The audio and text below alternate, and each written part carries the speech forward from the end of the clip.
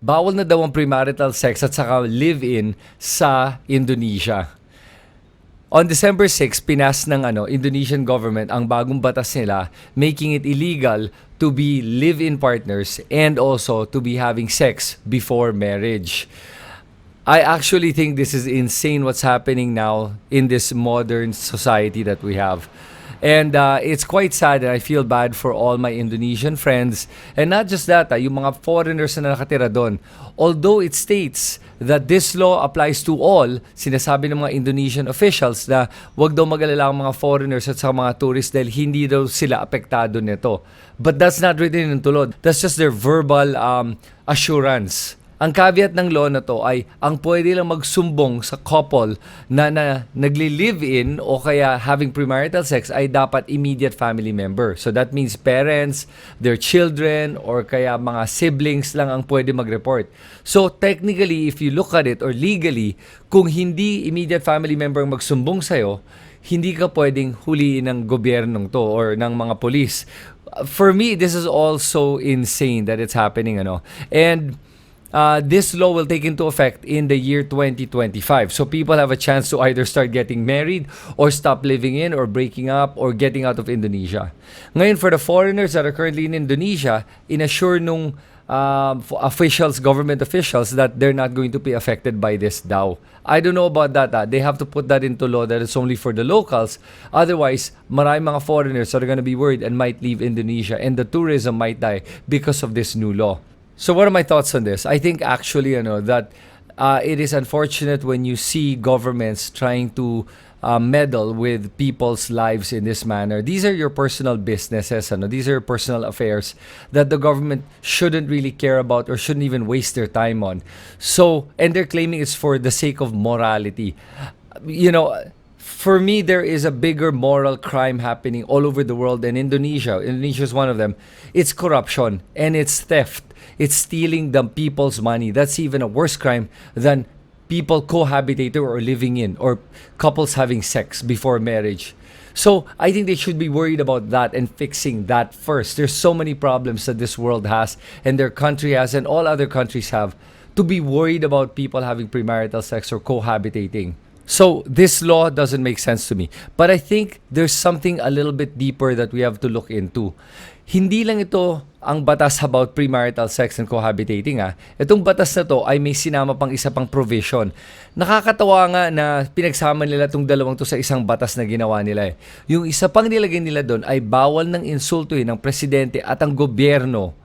At pag ininsulto mo ang presidente at gobyerno, you can go to jail for at least 5 years if I remember correctly. Think about that. If you insult the president or the government, you can go to jail. But what constitutes an insult? And if you don't agree with parang the national agenda, you can also go to jail. That is stifling the freedom of speech. And ang problema dyan, it makes countries weaker na walang pwedeng magkontra sa mga sinasabi ng gobyerno. Importante ang pagkukontra because in that way, pag meron kang opposition or ibang opinion, it makes anything stronger. That's how you strengthen a country. That's how you strengthen any argument by having a debate about it and having two sides talk about it. Pero pag ang nagdidikta lang ng batas sa isang tao o isang partido lang, tapos wala nang pwedeng kumontra doon, magiging mahina ang mga batas. Pag pinagbabawal ang mga diskusyon o ang mga debate, lalong hihina ang mga institusyon. So kaya importante na merong diskusyon at merong mga debating nangyayari.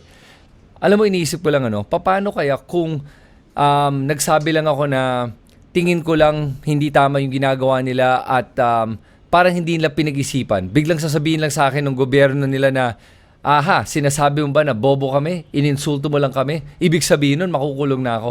Yan ang problema ng ganitong klaseng batas. It is open for interpretation. It is open for anyone in the government to dictate what they believe is an insult or not. And because they're the ones in power, pwede nilang i-enforce yung batas na lang even with no real basis.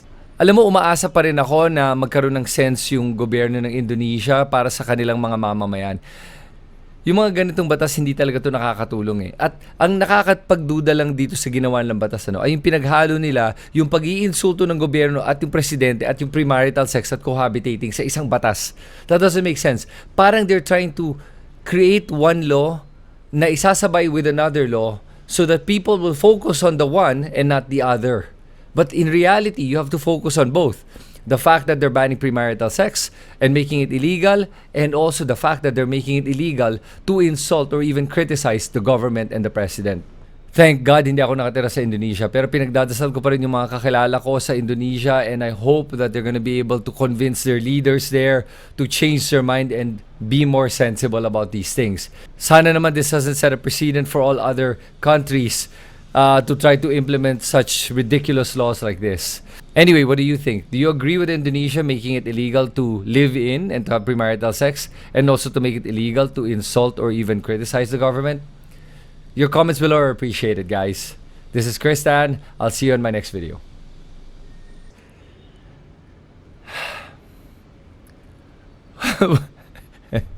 and, and there's a girl in the back.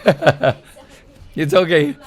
It's okay. No, it's okay. It's okay. That's gonna be part of the video. I think it's funny. I think it's funny. It's okay. No, it's okay. That's fine. It's cute. All right. Let me just finish this. Again, just keep doing what you're doing. Walking around in the back.